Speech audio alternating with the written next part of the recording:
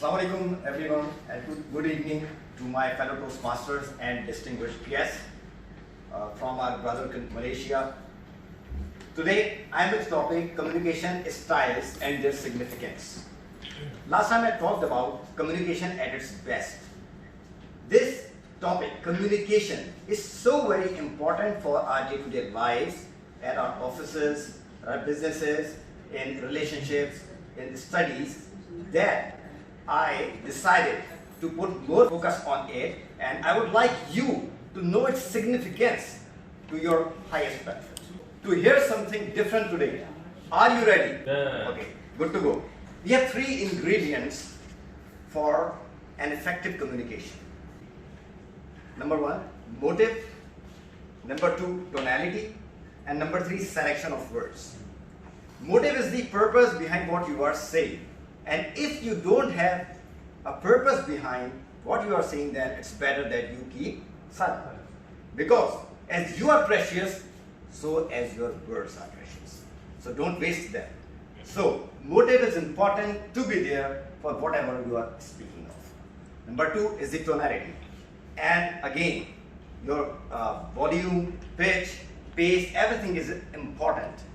Congratulating somebody, then you cannot do it in a scary tone. You cannot thank somebody in an angry tone, or you cannot scold a child in a soft tone, right? So tonality needs to be there. And number 3 is the selection of words. Selection of words needs to be precise, concise, and clear. That's what you are speaking of. So after these 3, what is important? The way you communicate this. All these 3 ingredients are there, but you don't have a style to put up your words, sentences, your phrases, then obviously it is not gonna have impact over the other person. So how you speak up is the next big thing. And you know, there are different styles of communication, and every one of us have one or more styles of communication. Remember, the way we communicate with ourselves and with others determine the quality of our lives. So I would explain some styles of communication. There are 4. This is not an exhaustive list, but I am explaining 4: supportive style of communication, initiating style of communication, analytical style, and direct style. Supportive style is a style of communication in which a person is modest. He is clear. He is gentle. He is in a modest tone. And one important trait that he has is active listening. And due to this, he is seen as a person dependable and loyal and cooperative as well. This person is perceived to be amiable and careful and patient.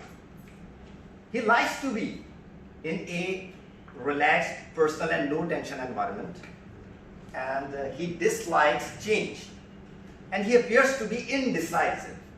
And as far as relationship is concerned, he puts high priority on his close relationships, and he avoids conflicts. And if there is a conflict, then he would mediate if necessary. My question to you is, all these traits you have listened to, if somebody has a supportive style, is it necessary that he has all these traits? No. For instance, this is my dominating style, supportive style, but at one hand, I am amiable and careful, but I'm not patient. And likewise, I like a personal, relaxed, and no tension environment, but I don't dislike change. And as a certified coach, active listening is my key, but I may be more interacting than listening in my close circle. And this is more of an initiating style than a supportive style. So let's jump on to initiating style. Initiating style, a person is innovative and he likes to have a friendly environment. I like this style because some of key traits that he has is he's enthusiastic, he's energetic, he's sociable, and he is fast-paced, fun-loving. And as far as relationships is concerned, He is a person who likes to be appreciated, and he responds strongly to the approval and praise. Next is the analytical style. In an analytical style, a person is precise, exact, he's logical, he's analytical, he's task-oriented, and he is purposeful and diplomatic as well. He is perceived as a person who is perfectionist, and he likes a structured and organized functional environment. He dislikes to open up himself to others, his personal information. Next is direct style. In direct style, a person is decisive, he is very much ambitious, goals oriented, and as well as he is results oriented. This person likes to have a formal work environment. He likes to feel himself in control, right? So after all these styles that I have explained to you, the question arises, what communication styles do you have? One or more. What is your style? I leave this question with you for today. And last but not the least, a person is remembered. Whatever he is spoken of echoes in the people's mind.